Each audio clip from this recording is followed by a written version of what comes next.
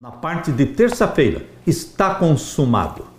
Pilatos mandou preparar uma inscrição em latim, grego e hebraico, que dizia: Jesus Nazareno, o rei dos judeus. Isto está em João 19, versos 17 a 22. Leia comigo o Evangelho de João, capítulo 19, a partir do verso 6. Vendo-o, pois, os principais dos sacerdotes e os servos clamaram, dizendo: Crucifica-o, crucifica-o. Disse-lhes Pilatos: Tomai-o vós e crucificai-o, porque eu nenhum crime acho nele. Responderam-lhe os judeus: Nós temos uma lei, e segundo a nossa lei deve morrer, porque se fez filho de Deus. Ele, Jesus Cristo, é filho de Deus. Ele é Deus. Meu querido irmão, como os líderes da igreja verdadeira daqueles dias, como eles estavam cegos, dominados por Satanás, não reconheceram Jesus Cristo como Messias, como Deus, como Criador dos céus e da terra. Por isso eles disseram: ele tem que morrer porque ele se fez filho de Deus. Ele é o filho de Deus. Verso 8, e Pilatos, quando ouviu esta palavra, mais atemorizado ficou, e entrou outra vez na audiência e disse a Jesus: De onde és tu? Mas Jesus não lhe deu resposta. Disse-lhe, pois, Pilatos: Não me falas a mim? Não sabes tu que eu tenho poder para te crucificar e tenho poder para te soltar? Respondeu Jesus: Nenhum poder terias contra mim, se de cima te não fosse dado, mas aquele que me entregou a ti, maior pecado tem.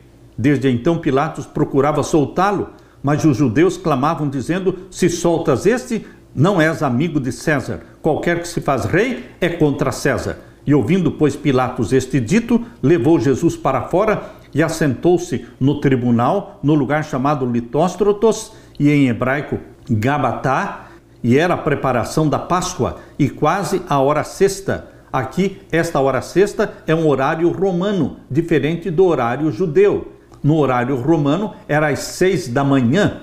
Aqui João usou provavelmente o horário romano e disse aos judeus: Eis aqui o vosso rei. Isto saiu da boca de Pilatos: Eis aqui o vosso rei. Queridos, Jesus Cristo era o rei dos judeus. Sim, verdadeiramente. Mas eles bradaram: Tira, tira, crucifica-o. Disse-lhes Pilatos: Hei de crucificar o vosso rei? Outra vez. Hei de crucificar o vosso rei? Responderam os principais dos sacerdotes: Não temos rei senão a César. Meu querido irmão, a igreja de Deus, escolhida por Deus, eles se posicionaram ao lado de Roma. Eles se submeteram a Roma na primeira vinda de Jesus.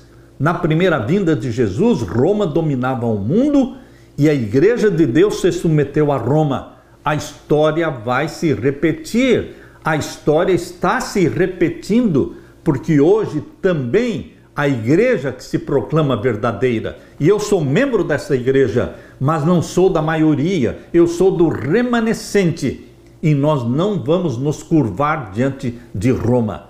Querido amigo, meu querido irmão, a história pode se repetir, a igreja hoje é morna, comprometida com Roma, sim, mas nós podemos ser e devemos ser o remanescente fiel, porque é o remanescente que será salvo. Verso 16, então entregou-lhe para que fosse crucificado e tomaram a Jesus e o levaram. Os líderes judeus queriam que aquele texto escrito por Pilatos fosse alterado, mas Pilatos ignorou seus pedidos e essa inscrição foi um testemunho silencioso da verdade sobre Jesus e um dos indicadores de que ele estava entronizado na cruz. Jesus Cristo foi proclamado Rei dos Judeus na cruz. Por isso, a expressão entronizado na cruz. Jesus, o rei dos judeus, estava na cruz como se fosse um criminoso comum.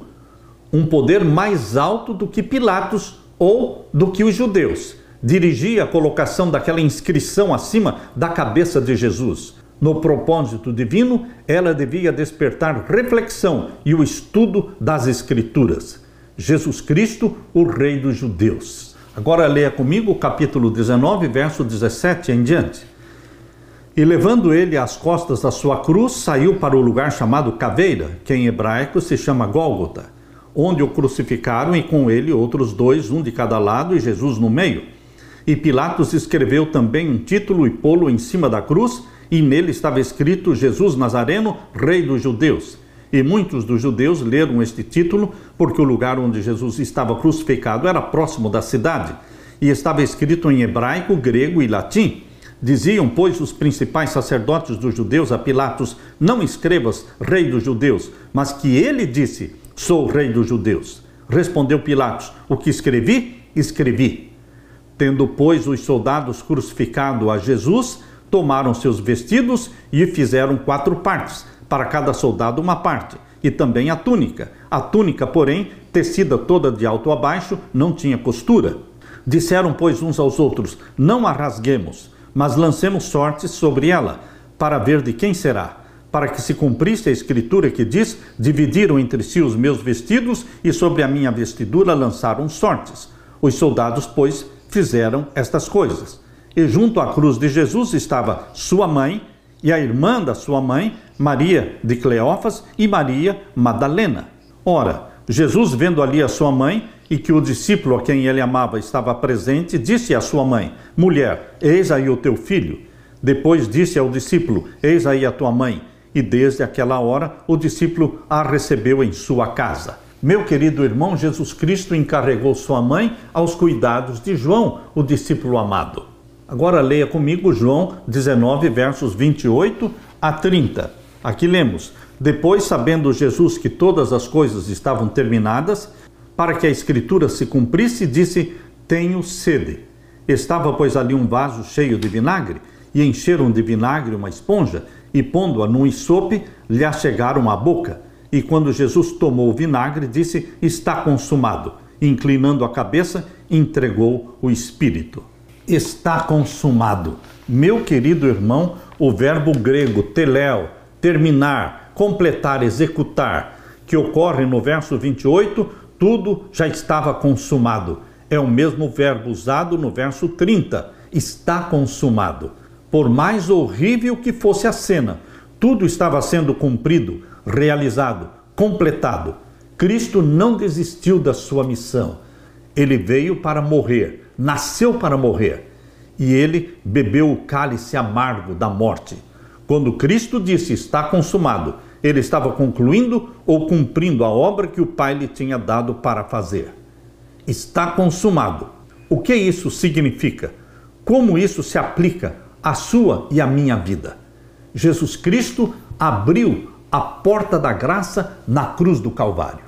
A graça divina era uma promessa feita desde o Jardim do Éden. Cada vez que um cordeirinho morria no Antigo Testamento, era a promessa da graça, que um dia se cumpriria quando o Cordeiro de Deus viesse ao mundo. Agora Jesus Cristo, o Cordeiro de Deus, estava morrendo na cruz. Agora a graça prometida se tornava real, verdadeira, sólida. Jesus Cristo estava escancarando a porta da graça, para que todo aquele que quisesse viesse e recebesse a vida eterna. Meu querido irmão, quando Jesus disse está consumado, ele disse a porta da graça se abriu, e todo aquele que ouvir, venha. O Espírito diz vem, e aquele que ouve diga vem. E todo aquele que quiser, venha e tome de graça da água da vida. Aleluia!